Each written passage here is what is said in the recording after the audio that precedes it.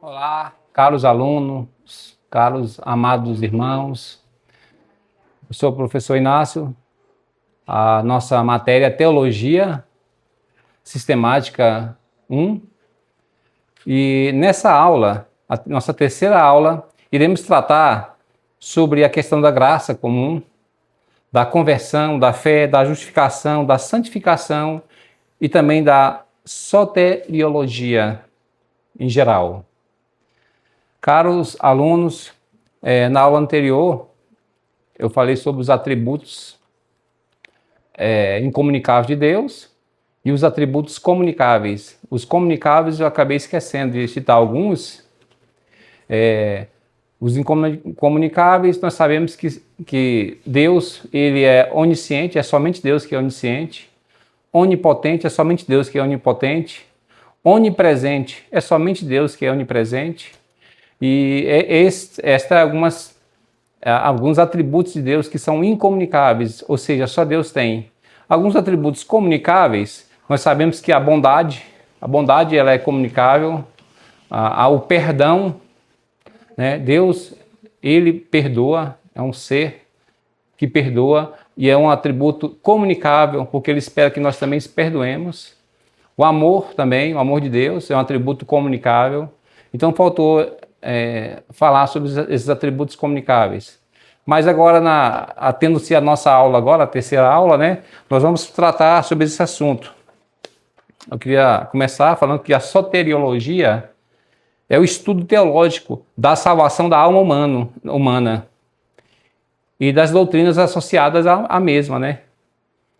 Nós vamos ver aqui a questão da graça, a questão da fé, a questão da conversão, da santificação, da justificação. E iremos também examinar como a salvação é alcançada, né? Nós sabemos que a salvação é alcançada por meio do nosso Senhor Jesus Cristo. Segundo a Bíblia, só existe uma forma de ser salvo, somente mediante Jesus Cristo, o sacrifício que ele fez na cruz. Pois bem, sabemos que Deus criou a humanidade, o ser humano, o homem e a mulher, perfeitos. Eram homem e mulher perfeitos que tinham a capacidade de continuar perfeito em relação se continuassem obedecendo à ordem específica de Deus. A ordem no jardim foi para que não se comesse daquele fruto, daquela árvore, né, do conhecimento do bem e do mal.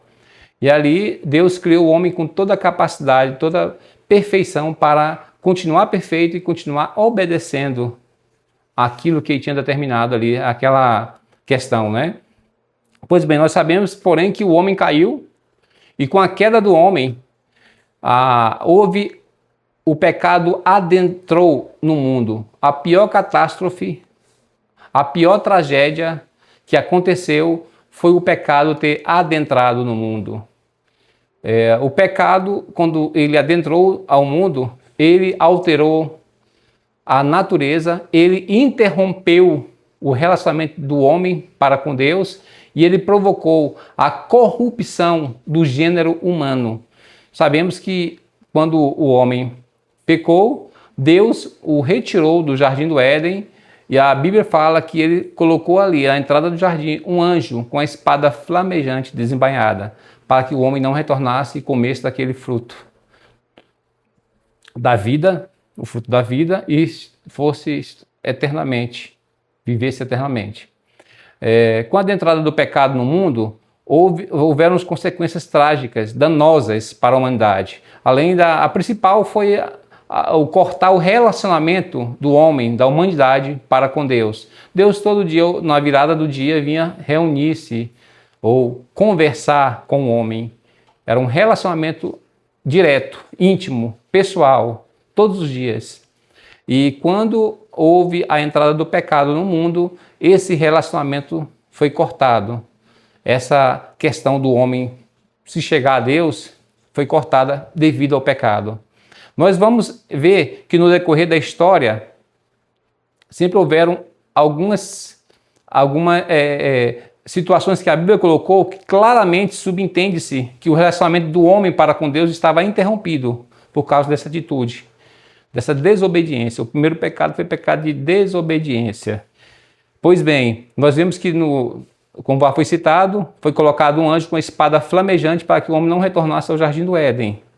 Esse é o primeiro indício de que o relacionamento do homem para com Deus já estava ali, realmente a comunhão foi quebrada.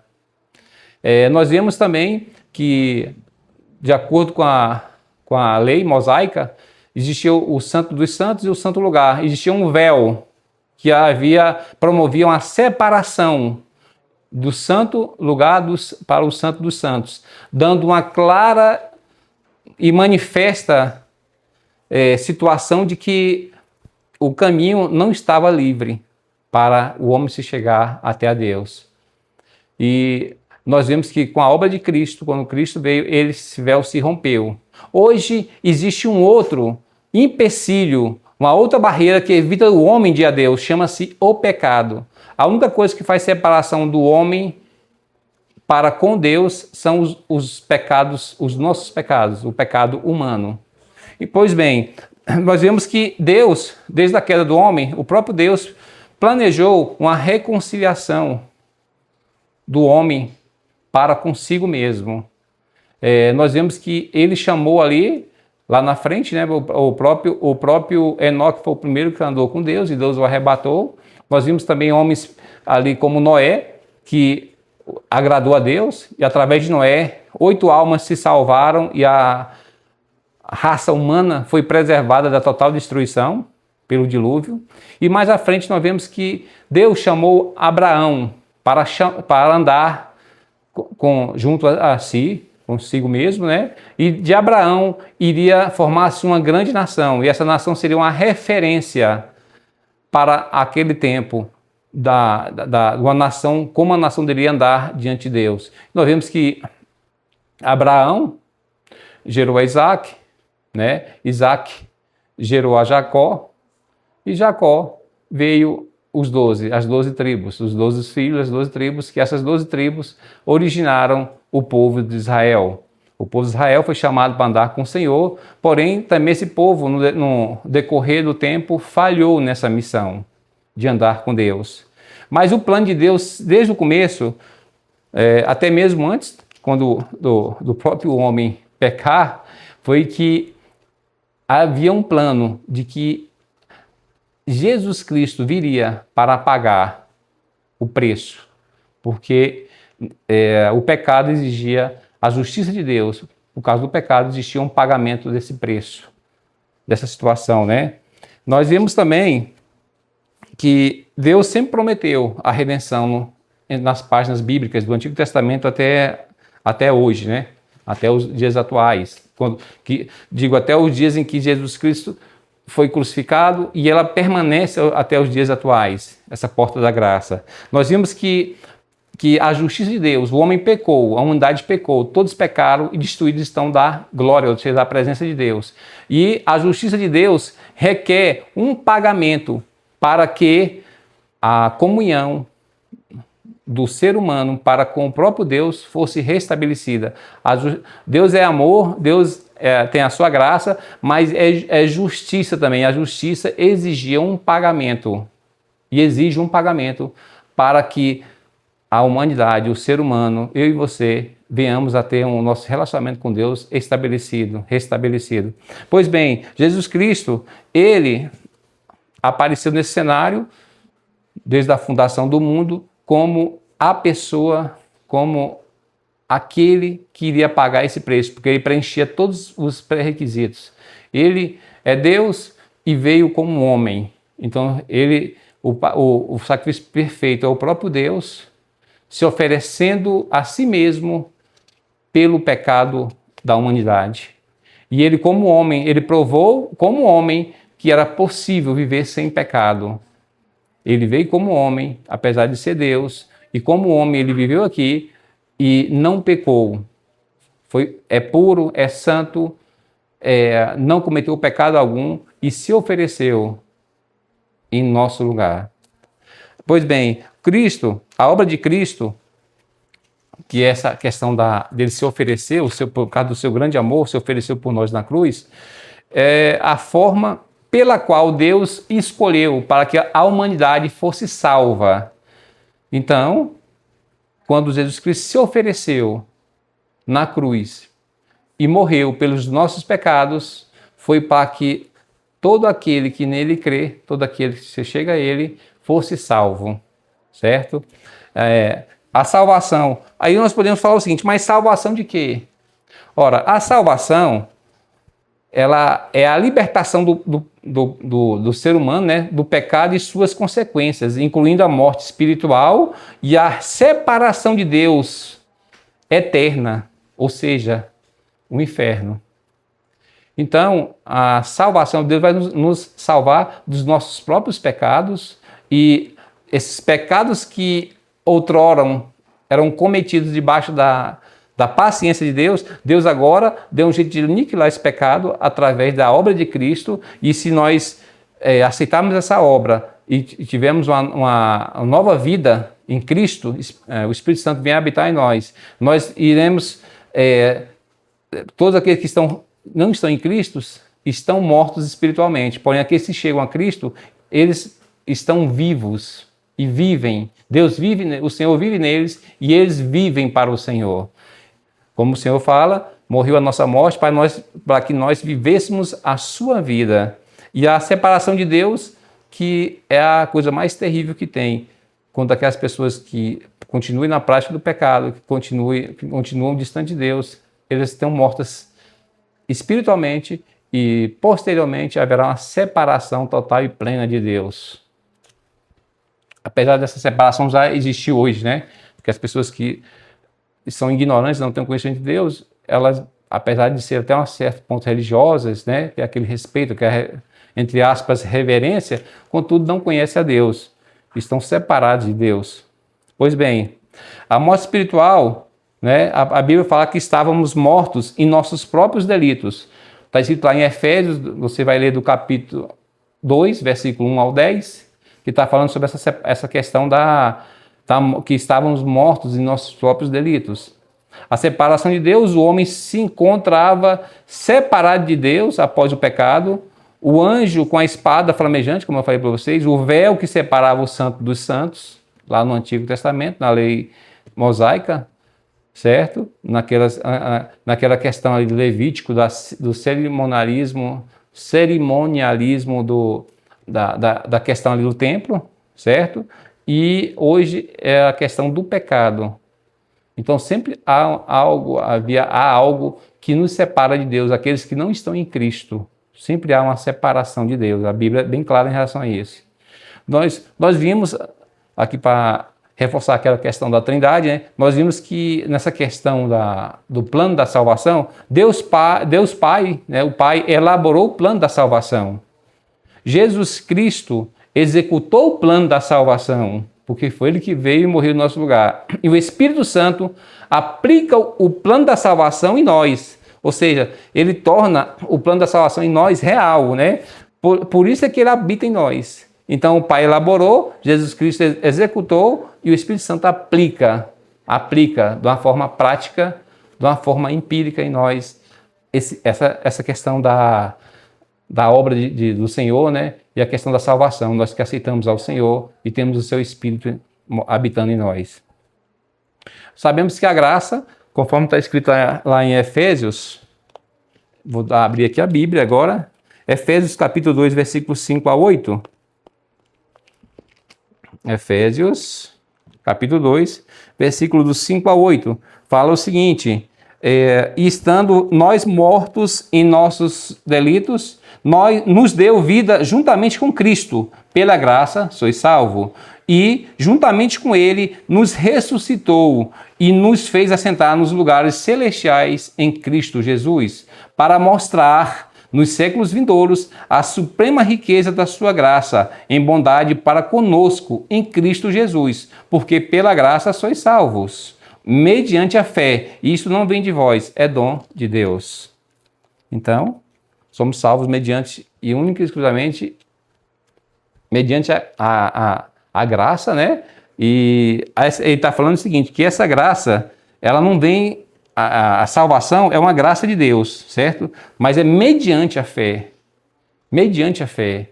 A salvação é um presente de Deus, mas tem que ter fé para crer que Deus te deu essa salvação, e quando você tem fé, ela gera uma fé salvadora em você, para você se achegar a Deus, e Deus, né, nessa questão aí, ele vem e te agracia com a salvação. Não é algo que é um mérito meu nem seu, não é por nós sermos bonzinhos, por nós sermos bons cidadãos, né? Não é por nós sermos pessoas caridosas, não nada a ver com isso. Isso não é mérito nosso. A salvação é uma graça, é um presente de Deus. É por causa que Jesus Cristo morreu na cruz. Evidentemente que ela é tomada posse mediante a fé. Não é automática, mas é mediante a fé em Jesus Cristo, que é uma obra do Espírito isso. Pois bem, a fé é a confiança e entrega ao Senhor Jesus Cristo como Senhor e Salvador das nossas almas, certo? Aí em Hebreus fala que a fé é a certeza das coisas que se esperam e a convicção de fatos que não se veem. Está escrito em Hebreus, capítulo 11, versículo 1, a parte A, né? Então é a certeza daquilo que se está esperando. O que se espera não se vê, gente. A esperança não se vê. Porém, com a fé, ela se torna essa esperança em algo concreto. Por exemplo, a salvação não é algo que não é palpável. Você não pode chegar e apalpar a salvação. Porém, você tem esperança. Porque não só a esperança, mas você tem a certeza nesta esperança. Porque ele fala que a fé é a certeza das coisas que se esperam. Além da esperança, você tem a certeza de que o Senhor, não por causa de você, nem de mim, nem dos seus próprios méritos, mas por causa da obra que Deus fez, que Cristo fez naquela cruz, é por isso que você é salvo. E a convicção de fatos que não se veem. Você tem convicção, você tem certeza.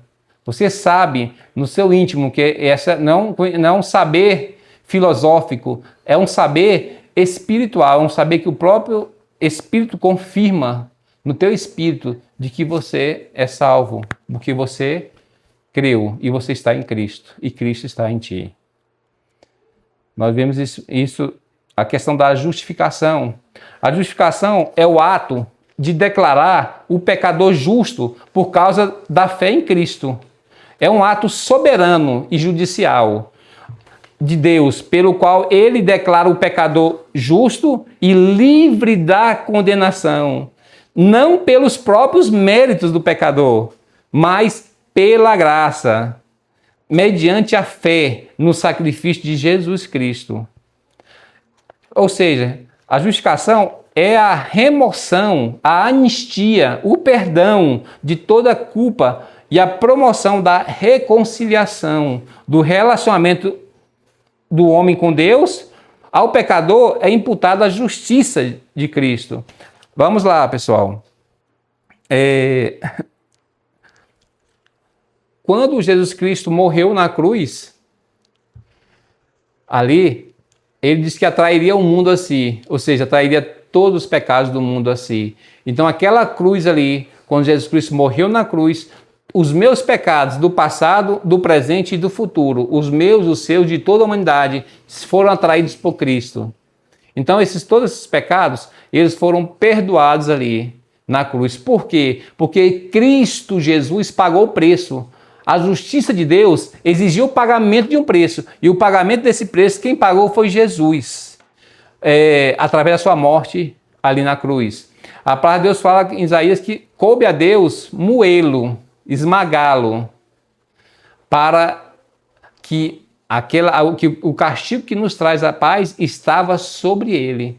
E ali na cruz, Jesus Cristo brada: Deus meu, por que me desamparastes? Alguns teólogos falam que naquele momento todo o pecado da humanidade foi jogado sobre Cristo, e como Deus odeia o pecado, naquele momento ali é como se a presença de Deus tivesse, o próprio Cristo não tivesse mais sentido que a presença do Pai de todo o tempo estar com ele, mesmo naquela cruz. E a coisa mais terrível para Jesus Cristo, que é Deus, é não sentir a presença de Deus. Então, olha só que coisa terrível. Ele se ofereceu a si mesmo para estar naquela cruz. Não foi o Império Romano que assim quis. Não foi por causa que Pedro o traiu, não foi porque os discípulos o abandonaram, não foi porque os fariseus pressionaram, não foi porque o próprio governador ali decretou, Pilatos, né, decretou a sua morte. A palavra de Deus fala que ele se entregou por nós. Então, quando ele se entregou por nós, aqueles pecados ali, aquele justo atraiu todo o pecado da humanidade para si. E quando você se chega a Cristo e você pede, ora ao Pai, o Pai não vê mais você, pessoa física, ele vê Cristo em você. Então, ele te declara justo, não é porque você é bom, não é que você é um líder, não é porque você é um pastor, não é porque você é uma pessoa boa, não, ele te declarou justo porque ele vê Cristo em você.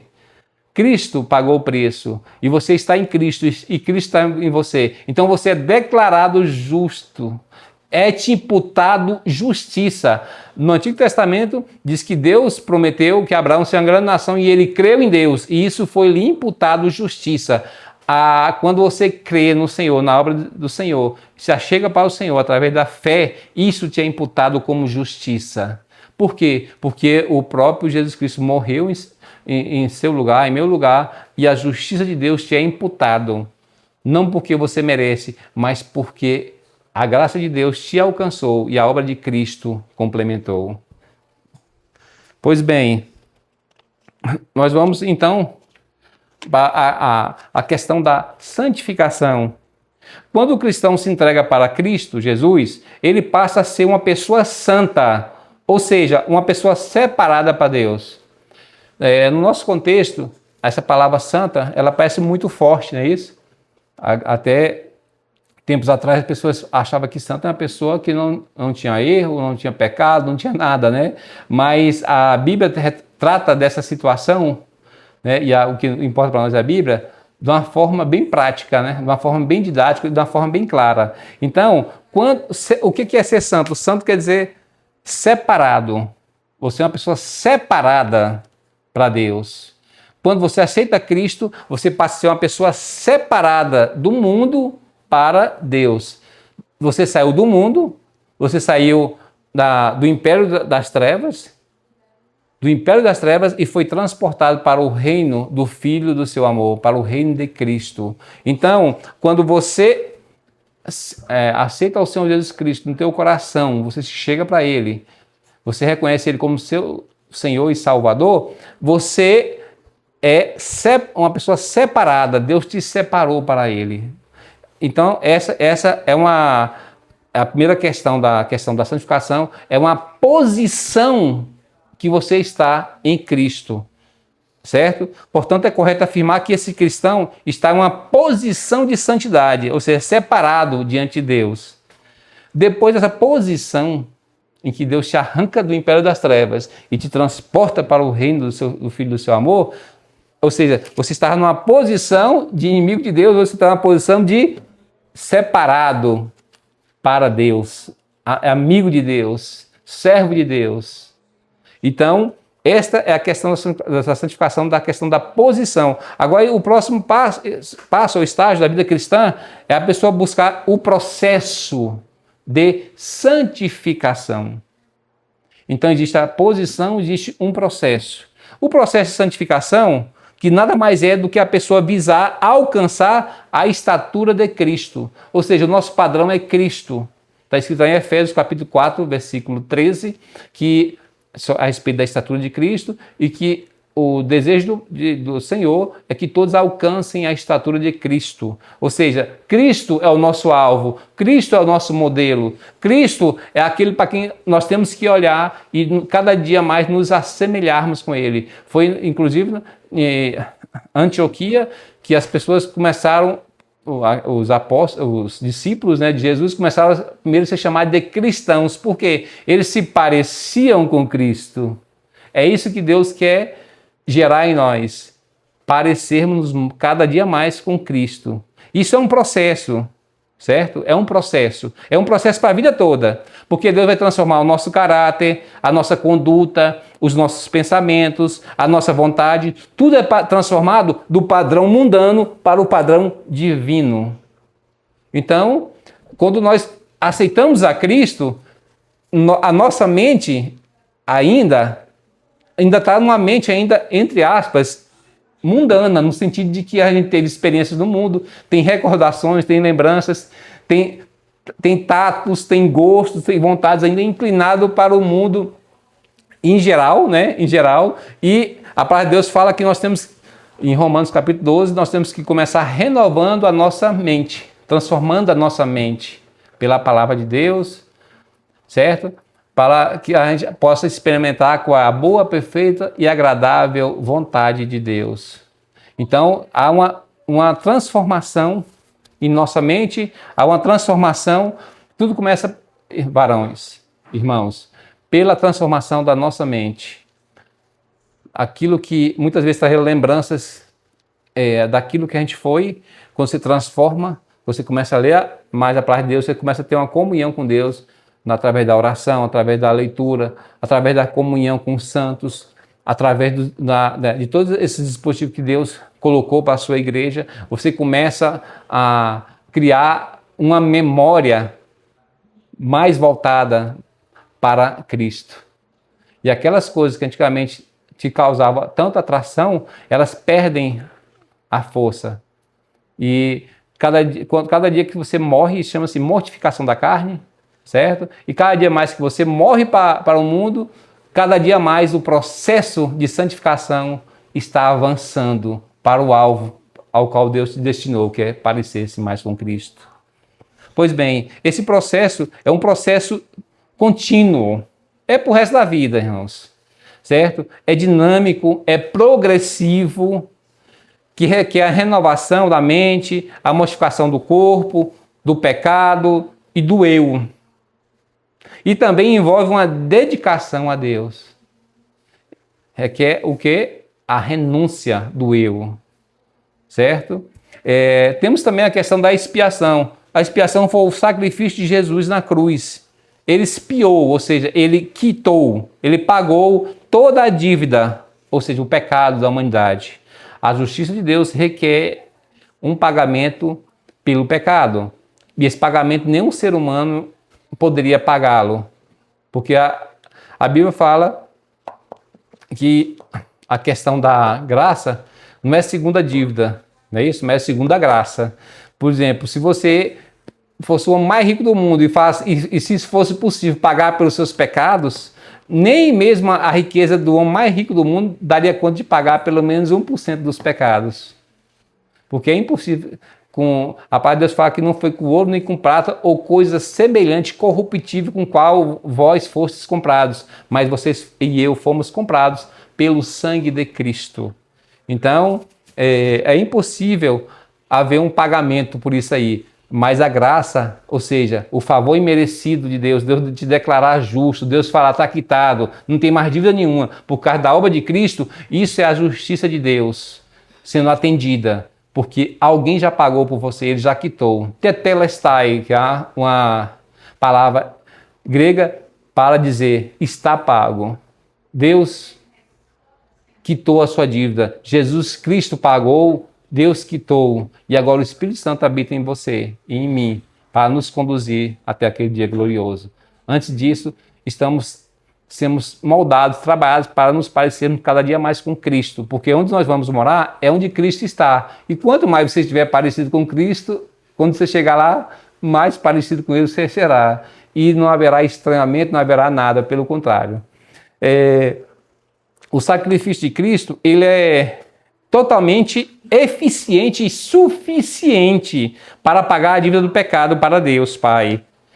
Certo? Ele cancelou o escrito de dívida que era contra nós. Está lá em Colossenses capítulo 2, versículo 13 e 14. Agora a redenção, ou seja, o resgate.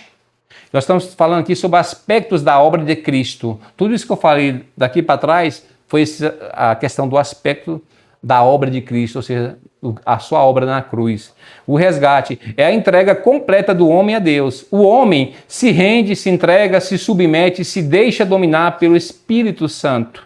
E isto se dá a partir do momento em que o homem é liberto da escravidão do pecado e do poder de Satanás.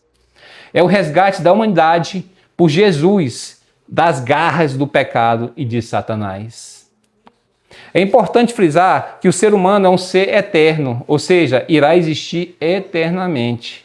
A salvação da alma, no contexto aqui tratado, é sob a ótica onde a alma humana passará a eternidade. A salvação da alma significa que o salvo permanecerá com o Senhor para sempre, enquanto que o não salvo viverá eternamente distante, longe de Deus.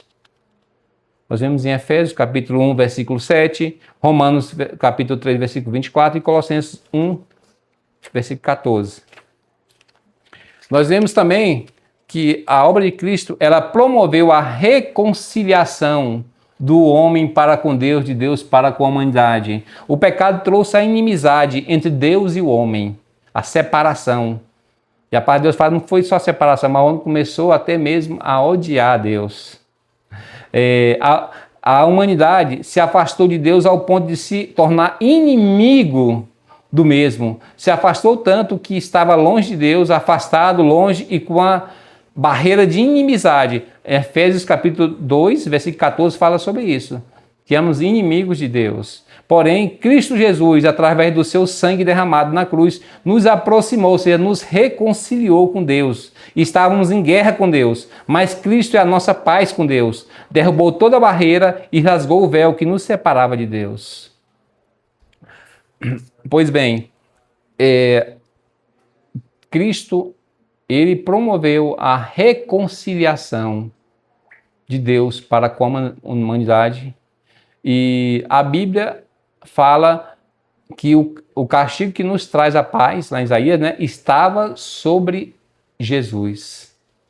Então, irmãos, nós não éramos só, não queríamos nada com Deus, estávamos distantes de Deus, mas nós éramos inimigos de Deus e filhos da ira, filhos da perdição por natureza. Depois que o homem caiu por natureza do pecado, por causa do pecado, estávamos destinados a esse triste fim. Porém, Jesus Cristo veio e mudou essa sorte, mudou a nossa sorte.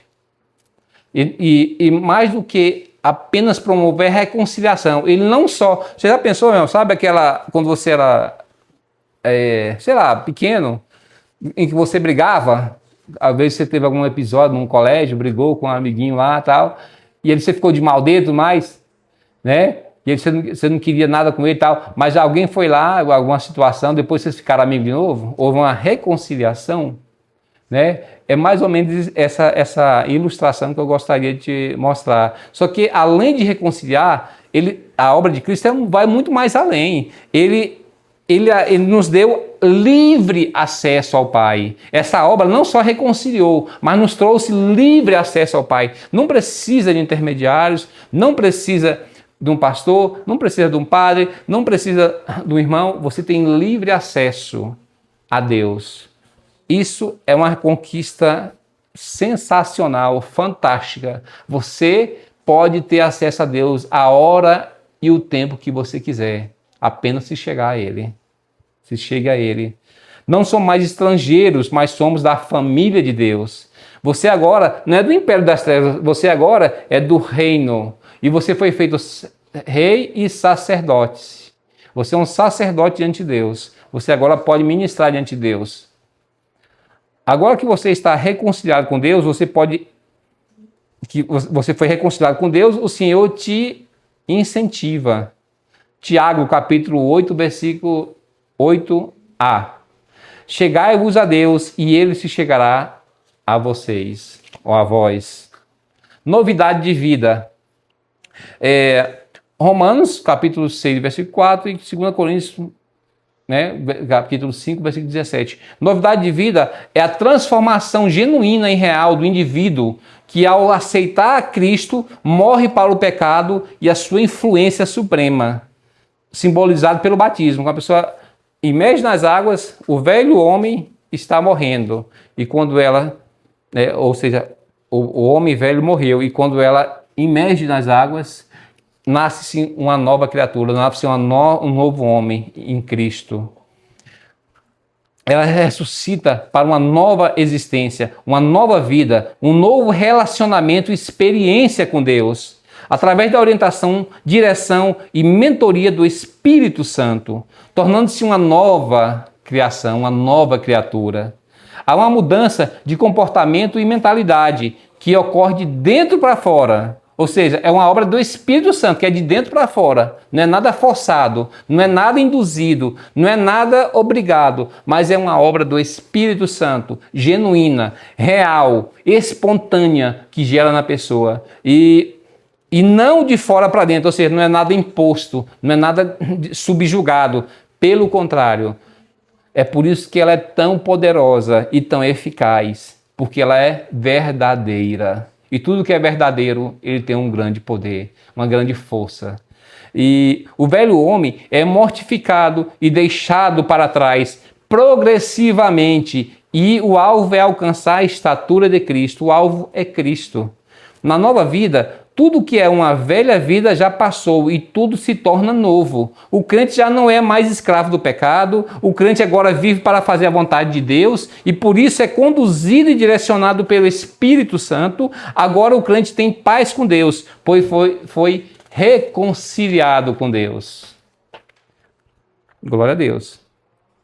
E por causa disso tudo, há uma vida de adoração, uma vida de adoração. Quem já esteve preso, a coisa mais valiosa para quem está preso chama-se liberdade. Nós estávamos presos debaixo do jugo do pecado, debaixo do império das trevas, mas quando nós fomos livres, houve uma grande alegria no nosso coração, porque agora só dá valor à liberdade quem perde, né? Infelizmente, em geral, o ser humano é assim, só dá valor àquilo que ele perde, então aquilo que ele não tem naquele momento, que lhe é tirado. Porém, quando Cristo veio, houve uma grande libertação e há uma grande alegria nos nossos corações, há uma grande gratidão e por isso há uma vida de louvor, uma vida de adoração, uma vida de gratidão, uma vida de satisfação em Cristo. Isso é maravilhoso. Nós vamos aqui agora entrar na questão da soteriologia, quanto a alguns pontos de vista sobre a salvação. Eu quero frisar, deixar bem claro, pessoal, que os dois pontos de vista principais são o calvinismo e o arminianismo. Eu quero apresentar de uma forma bem didática, nem puxando para um lado e nem puxando para o outro, mas de uma forma clara e concisa que você mesmo vai tirar as suas próprias conclusões. Quero frisar também que, independente do ponto de vista soteriológico, o ponto principal é que nós todos cremos em Deus, cremos em Cristo e somos salvos. As divergências teológicas quanto à soteriologia, quanto à salvação, existem no seio da igreja, e assim como outros pontos também, né? Mas não são pontos de fé cruciais quanto à salvação, porque nós somos uma família de Deus e todos, uns creem de um jeito, outros creem do outro, mas enfim, todos iremos, em nome de Jesus, estar naquele dia na presença do Senhor. Em questão à salvação, existe o ponto de vista teológico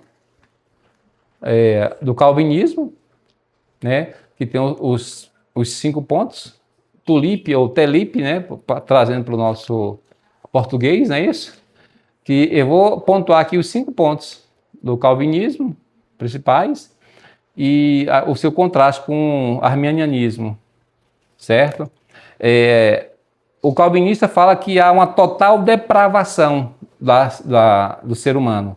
Depravação, entenda que não é perversão sexual, não é isso. Não é uma perversão moral, não é isso. Ele está falando no sentido de depravação, de perversão sexual, né?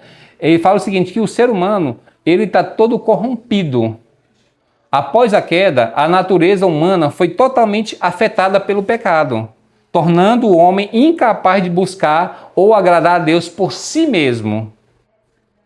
Segundo também, né, os calvinistas, a mente, a vontade, as emoções, as ações, as motivações foram afetadas após a queda, tornando o homem incapaz de buscar Deus ou salvar a si mesmo. O homem está morto em seus próprios delitos, ou seja, seus próprios pecados, e, portanto, está morto espiritualmente e, pior ainda, inclinado ao pecado. Portanto, a depravação total é total porque está inserida em todo o ser humano, toda a sua parte, as partes humanas, a mente, a vontade, o coração, a disposição ou a predisposição do homem está corrompida e sempre inclinado para o pecado. E é universal, porque atinge toda a humanidade, toda a raça humana. Torna o ser humano incapaz de ser salvo, pois sem a graça de Deus não consegue se arrepender e, consequentemente, crer no Evangelho e, por consequente, ter fé para buscar a Deus e ser salvo. Em outras palavras, o calvinismo afirma que o ser humano é totalmente depravado, ou seja, não tem condições nenhuma de buscar a Deus, porque está tudo corrompido. A inclinação é pelo pecado, o seu pensamento de contínuo é igual à corrupção do gênero humano, né? Como está escrito ali naquele subtítulo ali no Antigo Testamento, lá em Gênesis.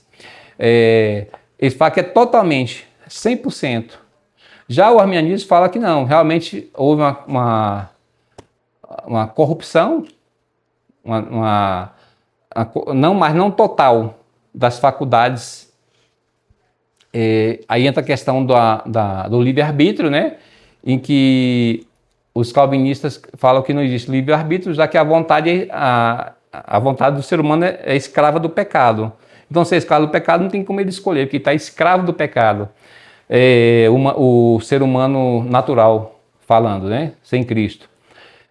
Já os arminianistas falam que não, que apesar de ter sido corrompido, apesar de estar, não é 100%, há um certo poder de escolha, assim, de decisão entre o que é certo, o que é errado, entre aquelas pessoas escolherem no que é posto à sua frente pela palavra de Deus, que a palavra de Deus traz esclarecimento e a pessoa tem um poder de escolher se quer a Cristo ou não, né? Então, o ponto fundamental dessa questão aqui é essa controvérsia. E, como eu falei, nem puxando para um lado nem para o outro, que é um ponto que já tem aí em torno de 300 a 400 anos debatendo, nenhum sobrepujou ao outro. E não é aqui nessa aula que nós vamos sobrepujar, né? Não é para isso. Mas é para te apresentar os dois pontos principais teológicos a respeito da soteriologia, e você ter esse conhecimento. A outra é a eleição incondicional. Deus, segundo os calvinistas, em sua soberania, escolhe aqueles que serão salvos, não com base em qualquer mérito ou previsão sobre os indivíduos, ou seja, a onisciência, não é a onisciência de Deus, né? Mas é um determinismo de Deus. Deus determinou assim, mas exclusivamente por sua própria vontade e graça. É o determinismo.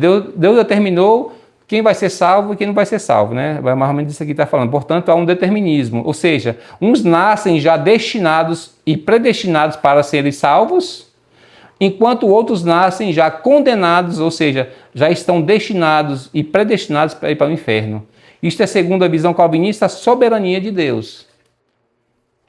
Então, nesse sentido, alguns já nascem condenados e outros já nascem salvos.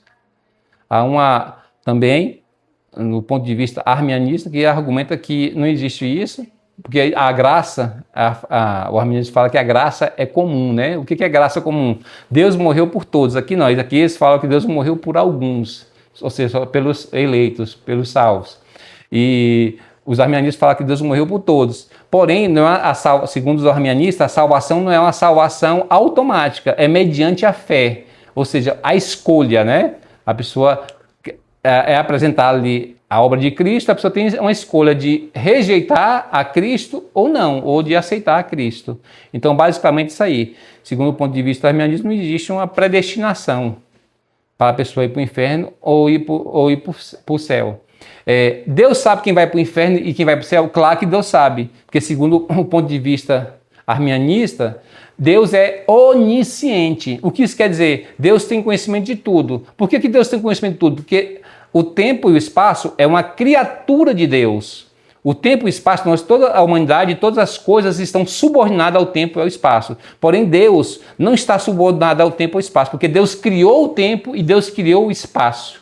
Então, Deus já está no final, como Deus está fora do tempo e fora do espaço, ele já está no final da história da humanidade e ele já conhece o princípio, o meio e o fim, porque ele está fora do tempo. Então, isso chama-se onisciência de Deus, segundo os arminianistas, certo? Então Deus tem conhecimento de tudo, não porque Deus predeterminou, mas porque Deus é onisciente, ele está fora do tempo. Então, como ele está fora do tempo, ele já tem conhecimento do que é o que vai ser agora, o que está acontecendo no mundo nesse exato momento e o que ainda vai acontecer, o futuro. Presente, passado, presente e futuro.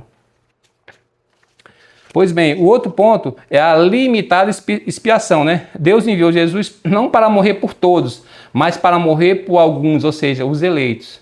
Isso que eu acabei de tratar também, essa questão, né?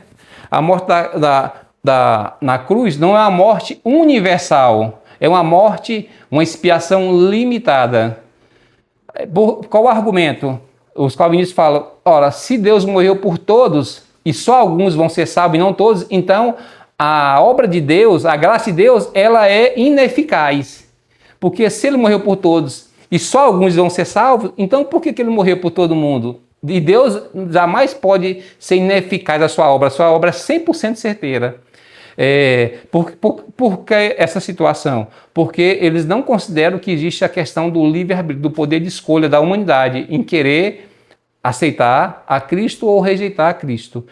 Né? Existem vários versículos que dão sustentação para a questão das pessoas que rejeitam a Cristo, né? Mas enfim, a morte da cruz de Cristo é eficaz somente para a redenção daqueles que foram eleitos por Deus mesmo. Portanto, tem pessoas que já nascem destinadas para ir para o inferno, enquanto os eleitos já nascem destinados para ir para o paraíso. E tudo isso é baseado na soberania de Deus. Aqui levanta-se uma questão. Ora, se apenas alguns vão ser salvos, por que então que nós cristãos devemos pregar para todos? Se a gente não sabe, às vezes está pregando para uma pessoa que já está destinada para ir para o inferno, segundo o ponto de vista calvinista. Eles rebatem, os calvinistas, né, rebatem da seguinte forma: nós pregamos porque nós não sabemos quem vai ser salvo e quem vai ser morto, então a gente tem que pregar para todo mundo mesmo. Mas já existe uma predestinação em relação a isso aí, certo? O ponto de vista arminianista fala que não. Fala que Jesus Cristo morreu por todos. Porém, só tomam posse, né? Efetivamente, a obra de Cristo só tem efeito na vida daqueles que aceitam a Cristo, que realmente se voltam para Cristo. O outro ponto também calvinista fala sobre a irresistível graça. A graça de Deus é tão eficaz e tão poderosa que aqueles que são realmente chamados por Deus para a salvação não podem resistir a este chamado. É uma obra poderosa e sobrenatural do Espírito Santo que convence e transforma o coração do homem. Convence o homem do pecado, da justiça e do juízo. Portanto, é impossível aqueles que realmente são chamados por Deus de resistir a essa graça e não se tornarem realmente, e não serem realmente salvos. Nós vemos vários versículos, do ponto de vista arminianismo, fala que existe vários versículos, realmente existe vários versículos, como existem vários versículos também que dá base a essa argumentação, todas essas argumentações calvinistas. Existem vários versículos falando que o homem pode resistir à graça, assim, ao chamado de Deus, o homem pode resistir, porque é uma questão de escolha. Então, basicamente, nós vemos que a questão do arminianismo e calvinismo requer a questão do livre-arbítrio, da pessoa escolher. Um suprime essa situação, né, do livre-arbítrio, do poder de escolha, e a outra fala não, que existe sim, apesar de estar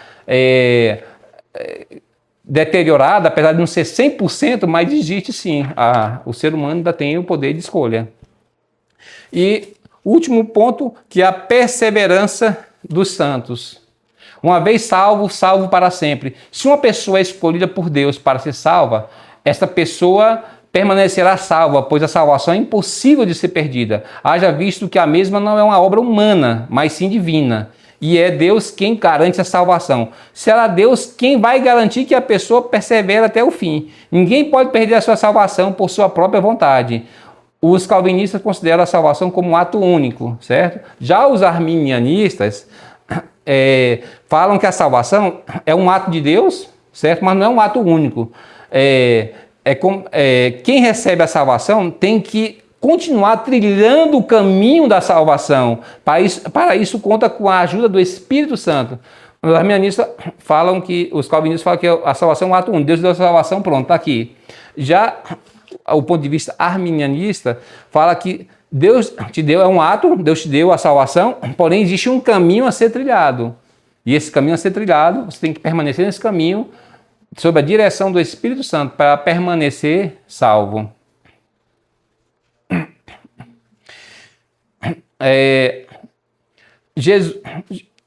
Outra questão, né? Se é só Jesus quem salva, então antes de Jesus, quem é que se salvava? Olha só, muito interessante essa pergunta. Jesus Cristo, você concorda com Jesus Cristo? Ele nasceu, há mais ou menos 2000 anos atrás? Ou ele já existia antes da fundação do mundo? Certo? Então Jesus Cristo sempre existiu, porque ele é Deus. Como eu falei, está fora do tempo, fora do espaço. Jesus Cristo é Deus, então ele sempre existiu. Então, a resposta é: Jesus é eterno, Jesus sempre existiu, Jesus é antes de tudo. No entanto, antes da encarnação de Jesus, está escrito lá em Hebreus 11, 13, 16, vamos ler o que está escrito em Hebreus 11, 13 e 16. Hebreus 11, 13 e 16. Todos estes morreram na fé, sem ter obtido as promessas, vendo-as de longe, porém de longe, e saudando-as, e confessando que eram estrangeiros e peregrinos sobre a terra, porque os que falam desse modo manifestam estar procurando uma pátria. E, se na verdade se lembrasse daquela de onde saíram, teriam oportunidade de voltar. Mas agora aspiram a pátria superior, isto é, celestial. Por isso Deus não se envergonha deles, de ser chamado seu Deus, porquanto lhes preparou uma cidade.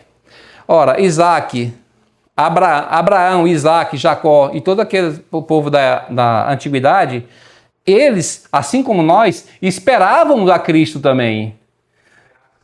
Olha só, o texto fala que eles morreram na fé, mesmo sem ter obtido as promessas. Porém, vendo-as de longe, as saudavam, confessando que eram estrangeiros e peregrinos sobre a terra.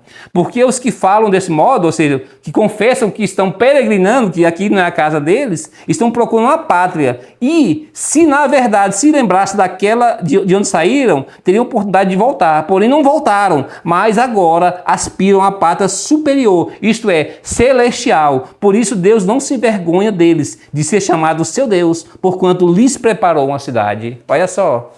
Então, eles já esperavam a Cristo mesmo, que Cristo veio encarnar há 2000 anos atrás. Isso aqui, a peregrinação de Abraão começou mais ou menos uns 3.000, 4.000 anos antes de Cristo, certo? E a sua descendência ali,